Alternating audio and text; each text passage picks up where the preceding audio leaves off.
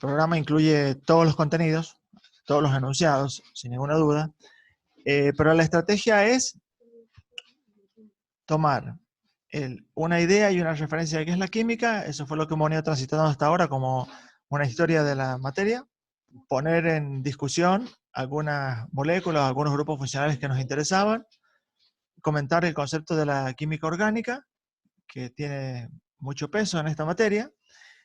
Aparte de eso, invitarlos a que revisaran el capítulo número 10 del libro de Wolf. Si no lo tienen, yo creo que a alguien le pasé el link para poder bajarlo, si no me avisan y de algún modo se los hago acercar. Lo que tratamos de rescatar de ahí fue que los elementos de la tabla periódica, tremendamente fríos, sí o sí forman parte de nuestra vida, son esenciales en nuestra vida.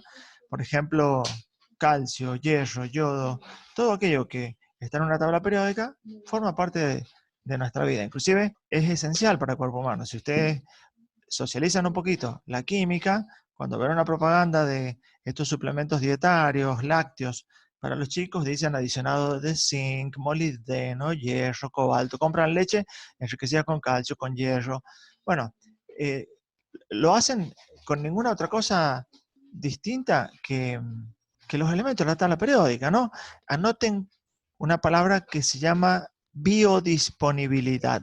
Esa definición, ese concepto, es el que hace que estos elementos de la tabla periódica, simples de la química inorgánica, sí puedan constituir y conformar parte de los sistemas biológicos celulares. Es decir, es la estrategia por la cual nosotros, a diferencia de tener que estar masticando una tiza que está hecha con calcio, con carbonato de calcio, para incorporar calcio, debemos hacerlo a través de la leche, a través del queso, ¿de acuerdo? ¿Por qué?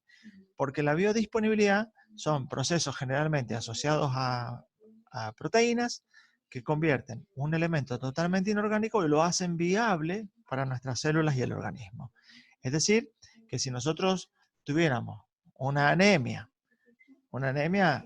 ya vamos a hablar más adelante del concepto de anemia, todos lo conocen así de forma muy general, pero en realidad la anemia se podría definir como una disminución, no solamente en la cantidad de glóbulos rojos, sino principalmente en la disminución de la hemoglobina, que es una molécula, ya la vamos a estudiar de una manera muy puntual, que transporta el oxígeno.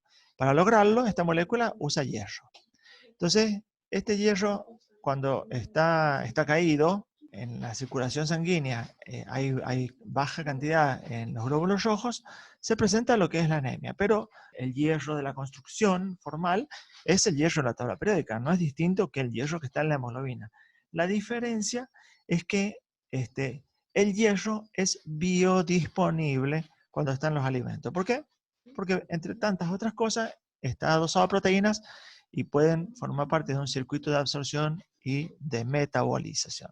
Esa es la razón por la cual hay que tomar leche enriquecida con hierro, hay que tomar lácteos y todas estas cosas. Entonces, resumen general de toda la materia. De repente la química inorgánica pasa a la química orgánica. ¿Y cuál es la diferencia? Algunos de ustedes en el secundario quizás cursaron una materia que se llama química orgánica, otros no tuvieron la oportunidad, pero la clave de esta pregunta es, la química orgánica, ¿en qué se diferencia de la química inorgánica? Bueno, todos dicen, o es muy común que digan, mira, la química orgánica es la química de los seres vivos. La química orgánica es la química de los compuestos del carbono. Hoy en la universidad tenemos que decir que la química orgánica no se caracteriza por ser la química del carbono, porque el carbonato de calcio, que tiene carbono, es un compuesto con carbono, pero pertenece a la química inorgánica. ¿Cuál es el concepto para que un compuesto pertenezca a la química orgánica? Y es que los orbitales, en donde circulan los electrones alrededor del átomo de carbono, en vez de hacerlo en un camino, como ustedes estudiaron, algunos de ustedes tuvieron la oportunidad de estudiar en la química inorgánica, configuración electrónica, en vez de hacerlo en los orbitales S y en los orbitales P, cada uno por su caminito, bueno, sufren digamos, un shock, hay un sacudón ahí, los orbitales cambian el camino, los orbitales se mezclan y forman nuevos caminos. Y eso se denomina hibridación sp3. Entonces, El átomo de carbono en la química orgánica tiene los electrones que son los de valencia, los de la capa más externa, que son los que van a poder relacionarse químicamente con otros átomos para formar los compuestos, tienen caminos en el espacio específicos. Imaginariamente, cuando el átomo de carbono que estamos hablando pertenece específicamente a la química orgánica, estamos hablando de una hibridación sp3, es decir, los orbitales s con los orbitales p se combinaron y los electrones de valencia andan en un nuevo camino. Esos caminos van dirigidos de forma imaginaria a los vértices de un tetraedro. ¿Un tetraedro qué es? Es una pirámide de caras triangulares. A diferencia de las pirámides de Egipto, estas pirámides son todas sus caras triangulares, ¿ok? En la de Egipto la base es cuadrada. Entonces, imaginemos que el átomo de carbono está en el medio de esa pirámide y que hacia cada uno de los vértices va un enlace. Esto le da forma en el espacio al átomo de carbono, una forma muy rígida. Y eso es lo que caracteriza a la química orgánica, que en la química orgánica los compuestos tienen forma en el espacio. Esta forma en el espacio aplica un modelo general que es el concepto de la cerradura y la llave. ¿Qué es lo que significa esto? ¿Cómo debe comprenderse este fenómeno? Que en la química orgánica y mucho más en la bioquímica, la clave de la distribución en el espacio de las cosas son el fenómeno que sufre una cerradura y una llave. Ustedes pueden tener de una cerradura muy complejas muchas llaves que parecen que son las correctas para abrir esa traba, esa puerta. Ustedes en aspecto, en apariencia, consideran que es igual, pero deben probar hasta que una sola gira el tambor de esta llave. Esa especificidad, esa apariencia de que son similares, en química orgánica, la posición de un enlace organizada de manera diferente, distribuido hacia un sentido totalmente distinto, tan solo un enlace, hace que una molécula dentro de la biología siga una vía metabólica o no la siga. Entonces, aparece lo que se denomina la estereoisomería. En química inorgánica estudiaron el concepto de isómeros, que un isómero es aquel compuesto que cuando uno mira la fórmula resumida, las dos moléculas entre sí parece que son lo mismo porque tienen la misma cantidad de componentes, pero cuando uno las escribe en el papel o las ve desarrolladas en el papel, tienen distribución, tienen organización distinta. Por ejemplo, un aldehído puede parecerse a una acetona en cantidad de átomos, pero evidentemente el grupo aldehído no es el mismo que el grupo cetona. Son moléculas que tienen comportamientos totalmente diferentes. Entonces ahí estás frente a un isómero. Tienen la misma composición de átomos, pero esos átomos están organizados de manera diferente. Y por lo tanto esos compuestos son totalmente diferentes. Acá, en química orgánica, se agrega también el concepto de que no solamente los grupos funcionales de la química, los grupos sustituyentes, las posiciones distintas en las que pueden estar los átomos en una formulación en el papel, los convierte en isómeros, sino que el hecho de que ahora dos compuestos que en apariencia son iguales, que la fórmula resumida es totalmente igual, lo mirás en el papel y parece que prácticamente no cambia nada, pero en el espacio tiene algo en posición distinta, eso se denomina un estereoisómero. Se agrega el concepto de estereoisomería. Es un capítulo, un apartado bastante especial que se trabaja en este capítulo de hidrato de carbono, la estereoisomería. ¿A qué hace referencia? Hace referencia al hecho de que las moléculas son diferentes en el espacio. Aparentemente, cuando vos escribís la fórmula es la misma, pero la organización en el espacio es distinta. Bueno, nuestro cuerpo, gracias a las enzimas que son tan altamente específicas, tienen la capacidad de discernir y de discriminar si el compuesto que encaja en la cerradura tiene la forma exacta y correcta, única y exclusiva. Entonces, eso le permite a las células tener la especialidad y la especificidad para que las reacciones químicas sucedan en un sentido y no se equivoquen los compuestos en el camino a qué vía metabólica van a ingresar. Cuando definimos hidratos de carbono, chicos, ¿saben lo que es un diabético? Y todos dicen, sí, sí, profe. Diabético es la persona que le sube el azúcar en la sangre. Perfecto, estamos de acuerdo. ¿Qué azúcar?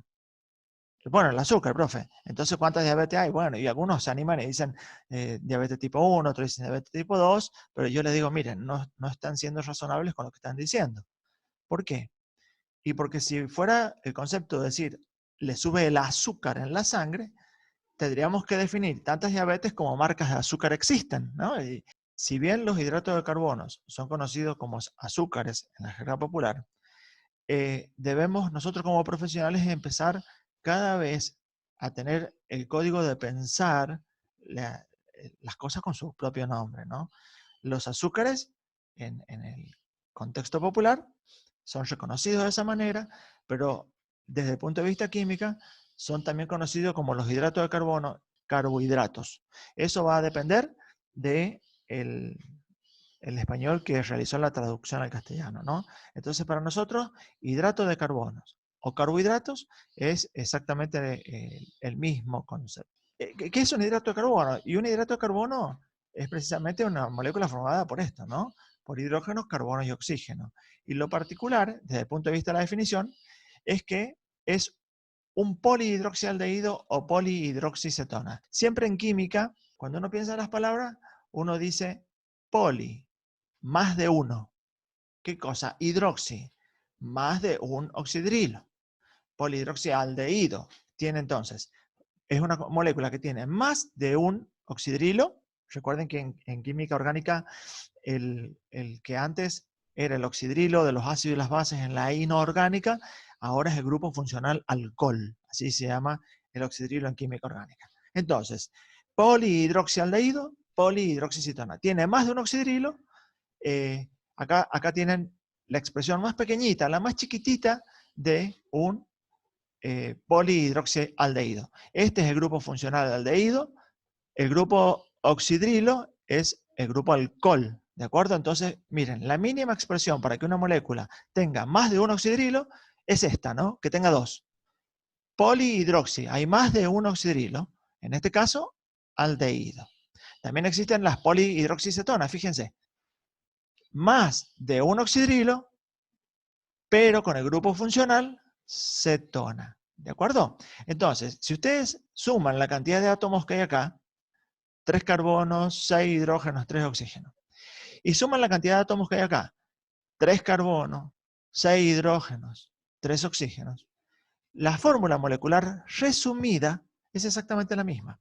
Por lo tanto, entre ellos son isómeros. Son isómeros de grupos funcionales. La formulación de Fischer. Fischer es una de las personas que se ocupó primero de estudiar los hidratos de carbono y entendió el concepto de la química orgánica desde la mirada de que el átomo de carbono tiene forma en el espacio.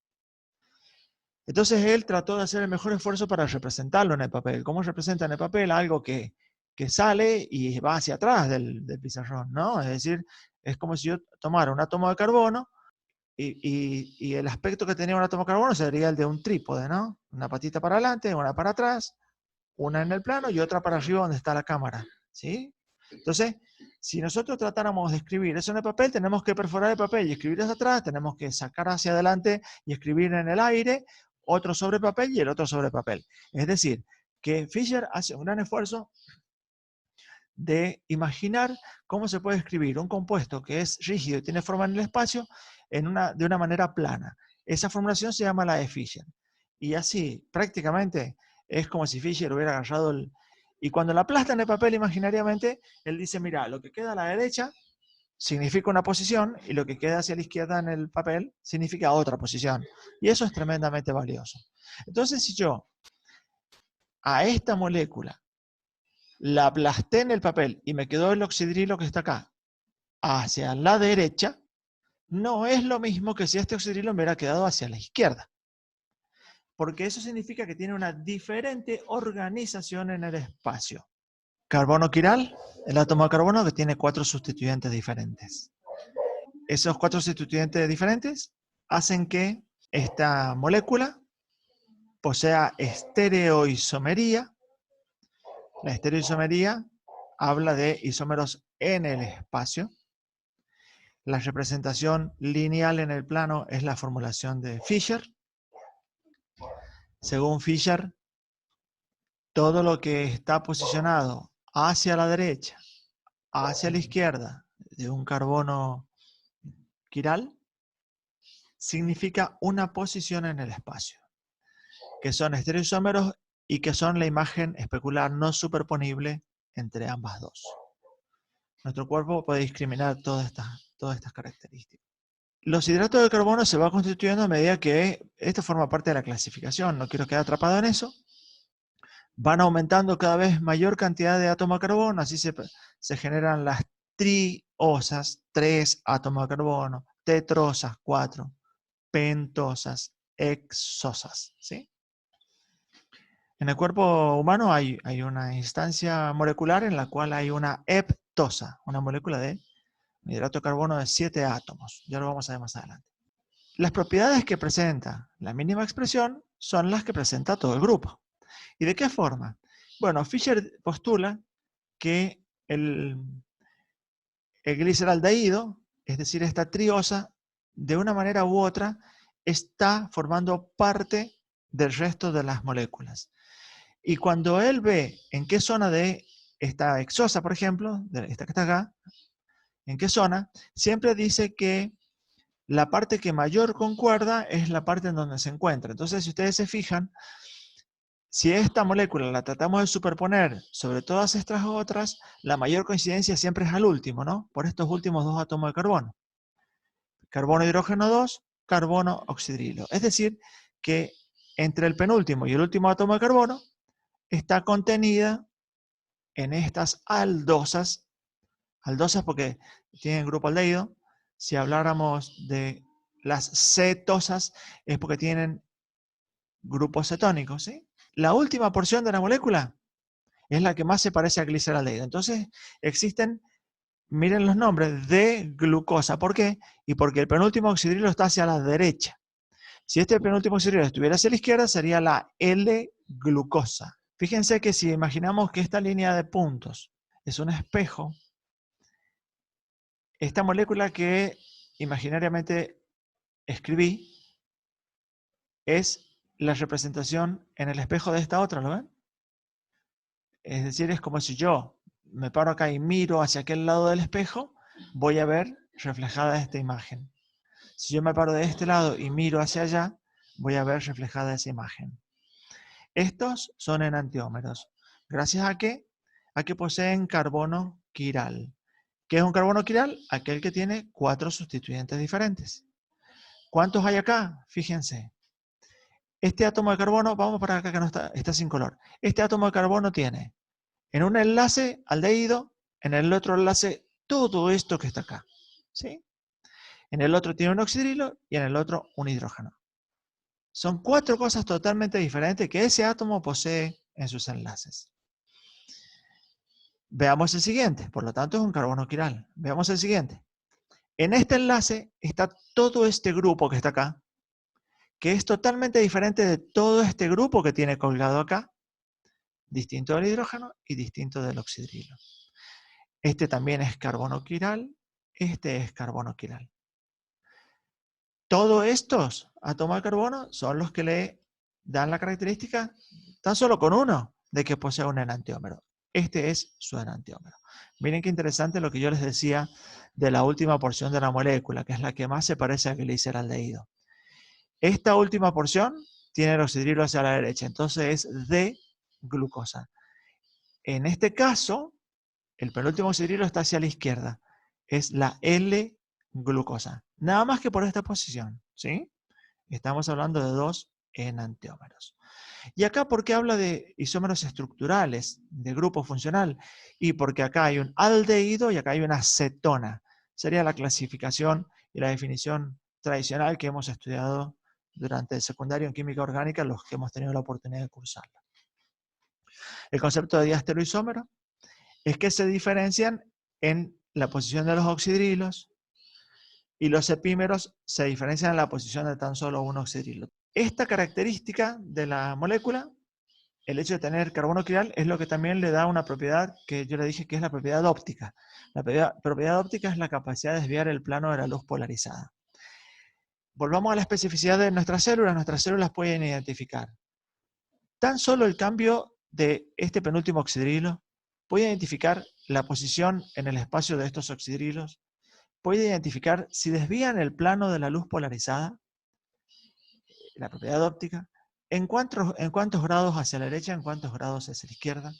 Estas moléculas en realidad no están de forma lineal en el espacio. Yo les dije que el átomo de carbono en química orgánica tiene esta distribución hacia los vértices de un tetraedro.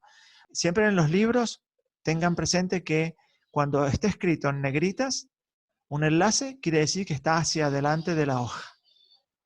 Cuando está escrito en forma de cuña, de esta manera quiere decir que va hacia atrás del papel, hacia atrás de la pantalla, ¿sí? Y cuando está escrito en línea simple, quiere decir que está escrito sobre el papel, sobre el plano de la pantalla en este caso, ¿no? Entonces, fíjense que este átomo de carbono, si yo pudiera hacer una línea acá, otra línea acá, otra línea acá y otra línea acá, estoy dibujando una pirámide de caras triangulares.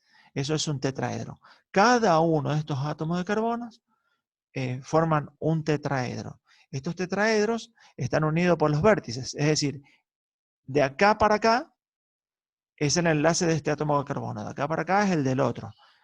Acá está el vértice de la pirámide, es decir, las pirámides se unen por los vértices, ¿de acuerdo? Entonces, cuando uno empieza a mirar las moléculas distribuidas en el espacio, esa organización espacial, en donde hay ángulos perfectamente definidos y rígidos en cada átomo de carbono, hace que el átomo de carbono número 1 quede muy cerca del número 5. Cuando eso sucede, el grupo aldehído, en este caso, que estamos viendo como ejemplo, el grupo aldehído es un grupo que tiene una altísima capacidad de reaccionar. Entonces, cuando se encuentra con un oxidrilo, espontáneamente lo hace. Cuando este oxidrilo está cerca, espontáneamente lo hace. Y cuando lo hace, se rompe el doble enlace para unirse con el oxidrilo y se constituye en este átomo de carbono un nuevo oxidrilo, que es esto que está acá. Y se forma un enlace, este enlace intramolecular dentro de la molécula, que se llama el enlace hemiacetal.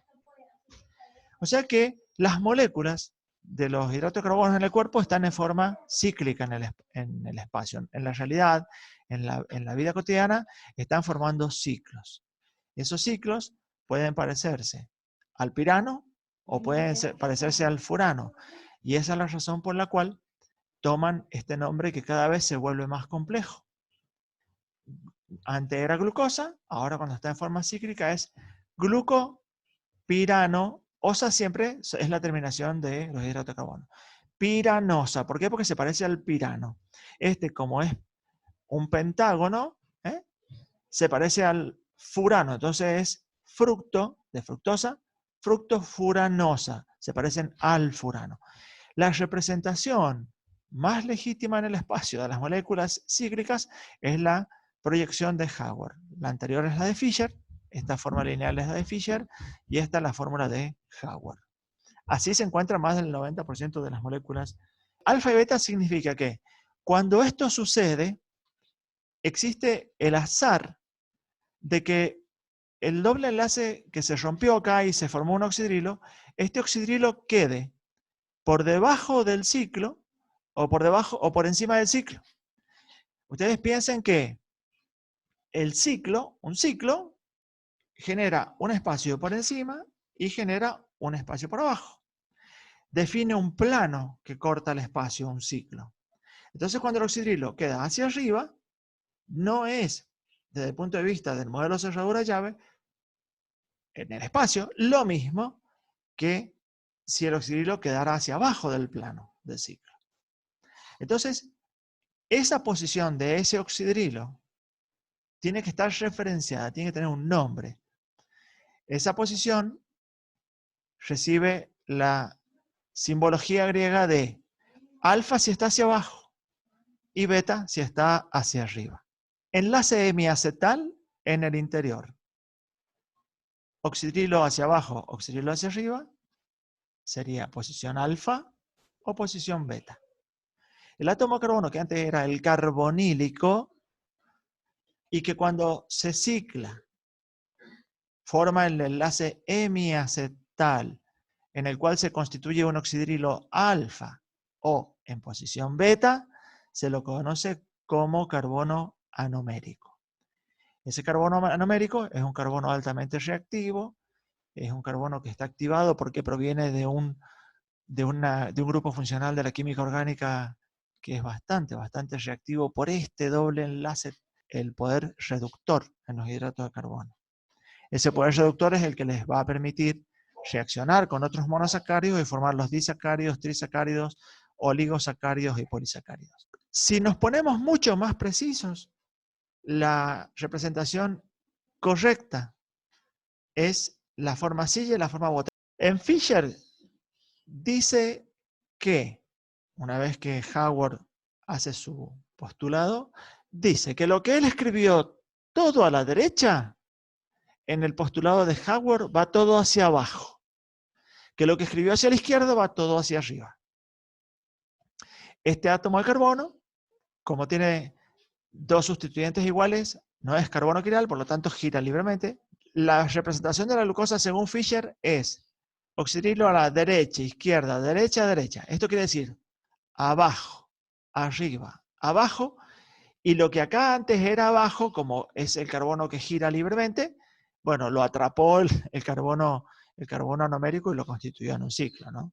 Pero de esa manera, si ustedes conocen estas representaciones lineales que están acá, ustedes van a poder escribir en la proyección de Howard los oxidrilos que van hacia abajo y los oxidrilos que van hacia la izquierda. Lo van a poder reconocer, ¿no? Siempre partiendo del carbono número 2.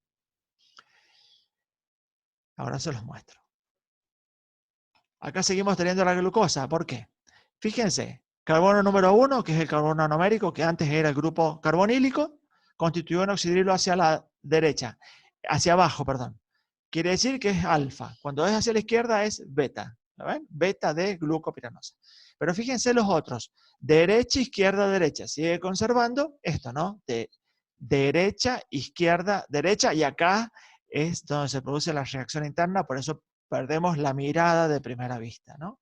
Cuando estas moléculas se van uniendo, estos átomos de carbono que siguen siendo reactivos, se van uniendo con otros monosacáridos, forman los disacáridos. Cuando siguen uniéndose con otros, forman los trisacáridos, los oligosacáridos y los polisacáridos. Y cuando el carbono carbonílico, este átomo de carbono, que antes era ese, se une con otra molécula de monosacárido, forma el enlace glucosídico o glicosídico. Es exactamente lo mismo, chicos. Depende de la traducción de la editorial que realizó. Esta secuencia, bueno, acá tienen la representación de cómo se forman los disacáridos, ¿sí? Por favor, ¿qué es lo valioso de esto? Lo valioso de esto es poder identificar qué enlace y qué componentes forman un disacárido. Y es muy importante el orden. ¿Quién está primero y quién está segundo de los monosacáridos? Porque si los cambiaste de lugar, no es el disacárido que querés referenciar. También es muy importante, recuerden, el enlace glicosídico. Acá fíjense, la maltosa, que está formado por 2 unidades de glucosa, por enlace alfa, porque va hacia abajo el oxidrilo, alfa del 1 con el 4 del otro monosacárido. La lactosa es una unión de galactosa primero, beta del carbono número 1 con el oxidrilo del carbono número 4. El enlace glicosídico es beta 1,4. Entonces es galactosa beta 1,4. A ver, acá dice beta lactosa. ¿Por qué? Porque este oxidrilo que está acá sigue teniendo la capacidad de reaccionar con otros. Y depende de la posición que está, el disacárido va a ser alfa o beta. pero lo importante es la constitución, ¿no? Entonces la maltosa está formada por 2 unidades de glucosa, enlace alfa 1,4, la lactosa de la leche está formada por galactosa y glucosa, enlace beta 1,4 en ese orden, y no en otro, y la sacarosa está formada por la glucosa y la fructosa, enlace 1,2. Cuando vean en detalle, la fructosa une sus 2 carbonos anoméricos, por lo tanto el carbono reactivo, el carbono que era antes un carbono muy, muy químicamente activo, entre ellos 2 se neutralizaron porque reaccionaron. Y para ir terminando, los polisacáridos. A ver, acá aparece el contexto del almidón, el glucógeno y la celulosa, que es con lo que quiero terminar. El almidón, recuerden que es de origen vegetal, y el glucógeno, que es de origen animal. ¿Cuál es la composición? Escuchen y no me equivoco al decirlo. ¿Cuál es la composición del almidón? El almidón es un polisacárido formado por unidades de glucosa alfa 1,4. Es decir, una glucosa alfa, el oxidrilo del 1 con el oxidrilo del 4 se juntan, ¿sí? Y así van formando cadenas. Repito, el almidón, unidades de glucosa alfa 1,4, ramificaciones alfa 1,6. ¿Qué quiere decir?